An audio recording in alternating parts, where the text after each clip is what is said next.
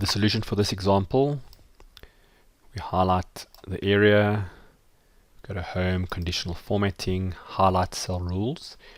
You'll see there's an option there saying Between. When we click on it, you'll see Excel guesses. We can type it in, or else I'm going to say it must be between whatever's in that cell or that cell. Just get rid of that. Just going to put an equal sign, so sometimes it can be a bit finicky. So let's rather do it that way. And then perhaps I'm going to make it green because those are the ones we can afford.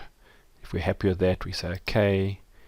And you'll see it now highlights all the areas where we are between these two numbers. And we can change these two numbers and the formatting will change.